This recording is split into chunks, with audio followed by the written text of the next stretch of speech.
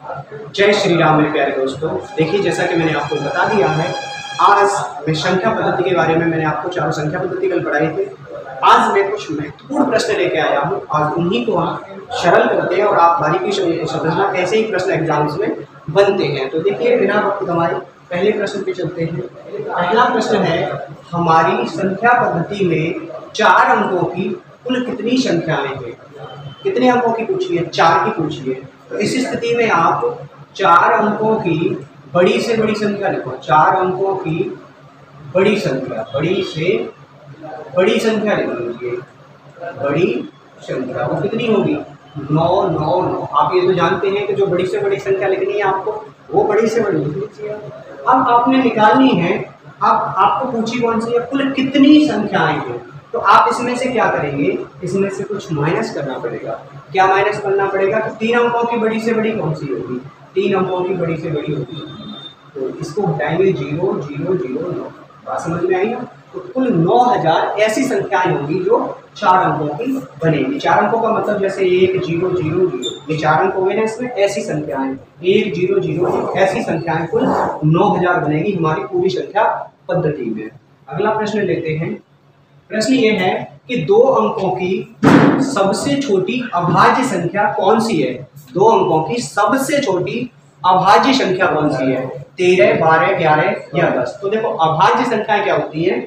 जैसे 2 है, 3 है, 5 है, 7 है, 11 है ना?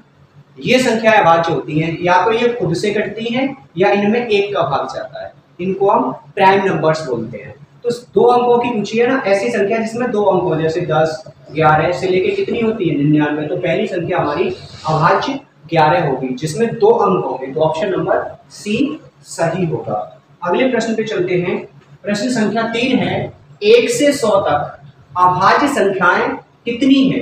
1 से 100 तक अभाज्य संख्याएं कितनी है? 27 24 26 या 25। तो देखो, इसको करने के लिए आप अगर अभाज्य संख्याएं लिखेंगे, जैसे 2 3 5 7 11 13, इस तरीके से आप लिखेंगे तो आपको बहुत टाइम लगेगा। इसके लिए आप याद रखना 4 4 2 2 4 4 2 2 3 2 2 3 2 1, इस फॉर्मेशन को याद रखना, ठीक है ना? इसका मतलब क्या हुआ कि 1 से 10 तक कितनी होती है? 4। 10 से 20 तक भी कितनी होती है? 4। तो हमें इनको जोड़ दीजिए आप, बस इतनी संख्याएं होंगी। तो 4 4 8 2 10 12 15 और 2 17 और 2 19 19 और 3 22 और 3 25 संख्याएं होंगी। फॉर्मेशन यही याद रखना है, 44 22 322 321। ये फॉर्मेशन आपको सारी संख्याएं बता देगा। तो इस हिसाब से हमारा ऑप्शन नंबर डी सही होगा। अगला प्रश्न भी बहुत अच्छा है। 1000 को रोमन गिनती में लिखा जाता है, एल सी डी या एम। तो देखो, आपको मैं बता दूं, एक ट्रिक याद रखो, L C D M A. L को लिखते हैं 50, सी को लिखते हैं 100, डी को लिखते हैं आप 500, एम को लिखते हैं 1000 और ए को लिखते हैं 10,000। ठीक है? तो आप पूछा क्या है? 1000 को, तो 1000 को एम लिखा जाता है, यानी ऑप्शन नंबर डी सही होगा। शॉर्ट ट्रिक यही याद रखना है, एल सी डी घरों में लगाई जाती है, एम ए पास हो गए। ये ट्रिक याद रखो। और ये याद रखना है 50 100 50 100 500 1000 और 10,000। अगला प्रश्न संख्या 5 है, अंकों 3 5 7 0 8 1 का एक बार प्रयोग करके बड़ी से बड़ी संख्या होगी। ये पूछा जा सकता है, बड़ी से बड़ी और छोटी से छोटी। तो देखो, अंक कौन से वो लिखो एक बार। 3 5 7 0 8 और 1, ये अंक है। संख्या कैसी पूछी गई है हमसे?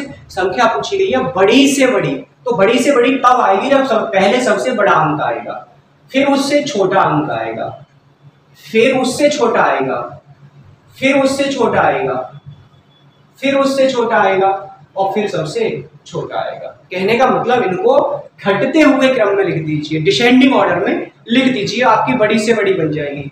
और असेंडिंग ऑर्डर में यानी बढ़ते हुए क्रम में लिख देंगे तो छोटी से छोटी बन जाएगी। लेकिन उस स्थिति को याद रखना, 0 पहले नहीं रखेंगे। 0 पहले रख दिया तो अंक हो जाएंगे, 1 कम हो जाएगा। इस हिसाब से ये ऑप्शन ढूंढो, इसमें कौन सा? 875321 875310, यानी ऑप्शन नंबर सी सही होगा। अगला प्रश्न है, प्रश्न संख्या 7 क्या कहता है? निम्नलिखित में कौन सी संख्या भाज्य है?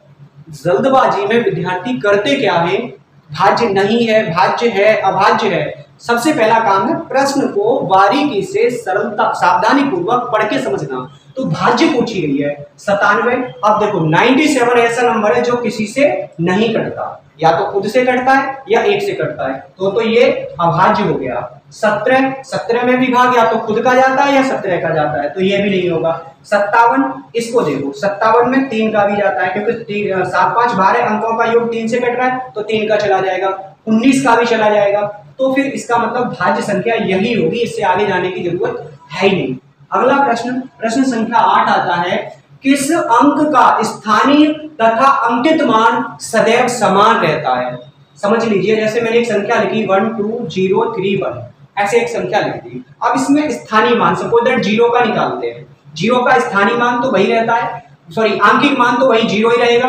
अब स्थानीय मान यानी प्लेस वैल्यू हमें निकालनी है, तो ये कौन से प्लेस पे, 1 10 100, यानी कि ये सैकड़ा के स्थान पे है। तो क्या करते हैं, संख्या गुणा जिस स्थान पे पड़ रहा है उसी का गुणा कर दीजिए, तब भी क्या आएगा 0, यानी इसका आंकिक मान भी 0 था और स्थानीय मान भी 0 था। तो याद रखना 0 एक ऐसी संख्या होती है जिसका स्थानीय मान भी 0 होता है और आंकिक मान भी 0 होता है। अगले प्रश्न पे चलते हैं। प्रश्न संख्या 8 है, 1 से 100 तक जुड़वा अभाज्य युग्मों की संख्या है। जुड़वा अभाज्य युग्मों की संख्या है 9 8 7 या 6। तो सबसे पहले जुड़वा अभाज्य संख्या समझ लीजिए, जैसे 3 5 है, 5 7 है, 11 13 है, 17 19 है, ऐसे ही आप इनको लिखेंगे। जुड़वा अभाज्य संख्याओं का मतलब होता है इनके बीच में एक सम संख्या होनी चाहिए। कैसी सम संख्या होनी चाहिए, या ऐसे कह सकते हैं एक भाज्य संख्या होनी चाहिए। तो भाई 1 से लेके 100 तक इनकी गिनती आएगी कितनी, 8 आएगी। आप आगे के करके देखना, 1 2 3 4 मैंने लिख दिए, 4 आप लिखेंगे। नहीं आता तो कमेंट करना, मैं फिर से अगली वीडियो में इसको पूरा बताऊंगा। नेक्स्ट क्वेश्चन नंबर 9 आता है, निम्नलिखित में कौन सी संख्याएं सह अभाज्य हैं। पहले कौन सी थी, जुड़वा अभाज्य, इस बार कौन सी पूछी है, सह अभाज्य। तो देखो 8 और 15, 8 और 15 के फैक्टर करो, 8 के होंगे 2 2 2, 15 के होंगे 3 गुना 5, और 1 सबका फैक्टर होता है, ये सभी जानते हैं। तो इनमें केवल कॉमन फैक्टर क्या है, 1 है, बाकी तो कोई नहीं आ रहा ना, कॉमन फैक्टर 1 आया। ऐसे इसका करेंगे तो इसमें 3 आएगा 7 आएगा, 1 भी आएगा, 3 हो गए। इसका करेंगे तो 2 आएगा 3 आएगा 6 आएगा 12 आएगा, सॉरी 2 1 2 3 6 ये आ जाएंगे इसमें कॉमन। ऐसे इसमें भी 1 आएगा 5 आएगा, ठीक है, ये आ जाएंगे। तो ऐसी संख्याएं जिनमें 1 के अतिरिक्त कोई उभयनिष्ठ गुणनखंड न हो, उन संख्याओं को हम सह अभाज्य संख्याएं कहते हैं। तो इस परिभाषा के आधार पर ऑप्शन नंबर ए सही होगा। अगला प्रश्न और आज की वीडियो का आखिरी प्रश्न, कौन सी संख्या ना तो अभाज्य है और ना ही भाज्य है, ना तो वो प्राइम है ना ही वो कंपोजिट है। वो कौन सी होती है, 0 1 2 या 5। फॉर योर काइंड इंफॉर्मेशन, 1 एक ऐसा डिजिट है जो ना तो प्राइम होता है और ना ही कंपोजिट होता है, ये चीज आप ध्यान रखें। तो आज की वीडियो में सिर्फ इतना ही मिलेगा। आप एक बार कमेंट करके जरूर बताएं कि आपको वीडियो कैसा लगा, और यदि आप नए जुड़े हैं चैनल से तो चैनल को सब्सक्राइब करना ना भूलें। मिलते हैं अगली वीडियो में इसी क्रम की में, तब तक के लिए जय हिंद।